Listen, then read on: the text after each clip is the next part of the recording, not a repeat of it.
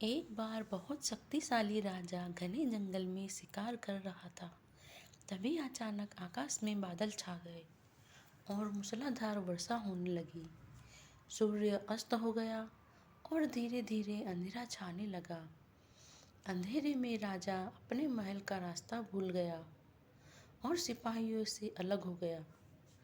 भूख, प्यास और थकावट से व्याकुल राजा जंगल के किनारे एक टीले पर बैठ गया। थोड़ी देर बाद उसने वहाँ 3 बच्चों को देखा।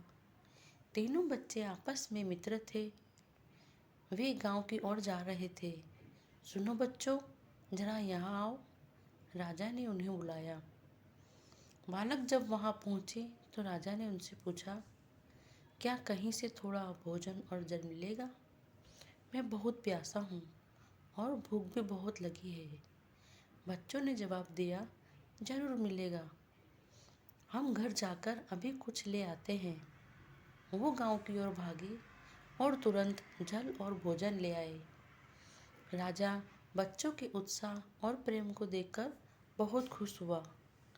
राजा बोला, प्यारे बच्चों, तुम लोग जीवन में क्या करना चाहते हो?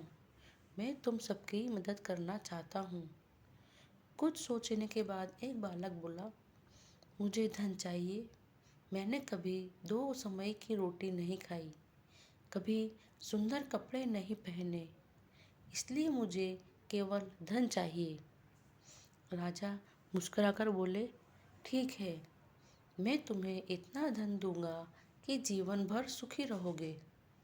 यह सब सुनते ही बच्चों की खुशी का ठिकाना नहीं रहा।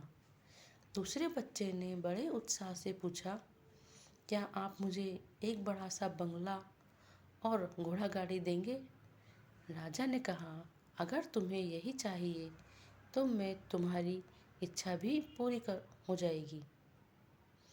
तीसरे बच्चे ने कहा, मुझे न धन चाहिए न ही बंगला गाड़ी, मुझे तो आप ऐसा आशीर्वाद दीजिए जिससे मैं पढ़ लिख कर विद्वान बन सकूं और शिक्षा समाप्त होने पर मैं अपने देश की सेवा कर सकूं। तीसरे बच्चे की इच्छा सुनकर राजा बहुत प्रभावित हुआ। उसने उसके लिए उत्तम शिक्षा का प्रबंध किया।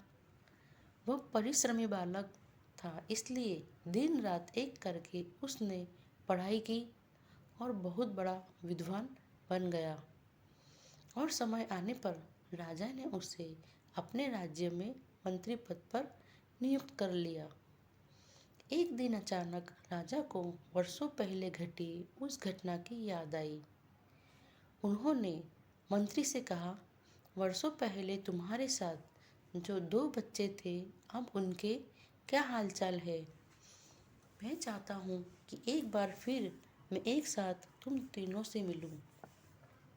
इसलिए कल अपने उन दोनों मित्रों को भोजन पर आमंत्रित कर लो। मंत्री ने दोनों को संदेशा भिजवा दिया और अगले दिन सभी एक साथ राजा के सामने उपस्थित हो गए। आज तीनों को एक बार फिर साथ देखकर मैं बहुत खुश हूँ। राजा ने मंत्री के कंधे पर हाथ रखते हुए कहा, इनके बारे में तो मैं जानता हूँ, पर तुम दोनों अपने बारे में बताओ। जिस बच्चे ने धन मांगा था वह दुखी होते हुए बोला, राजा साहब, मैंने उस दिन आपसे धन मांगकर बड़ी गलती की।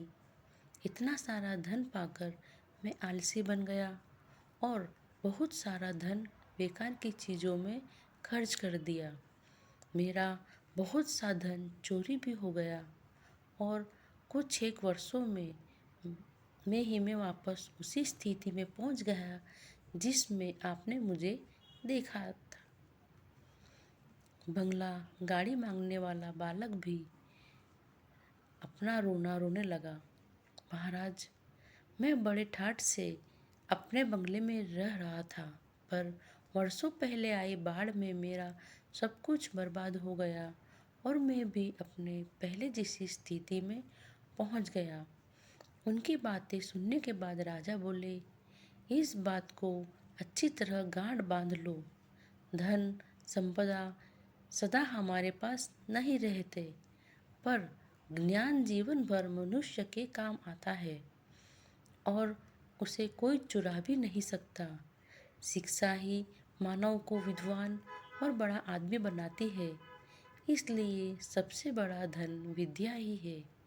कहानी अगर अच्छी लगी है तो प्लीज़ लाइक कीजिए और चैनल को सब्सक्राइब करना ना भूलें। कहानी सुनने के लिए धन्यवाद।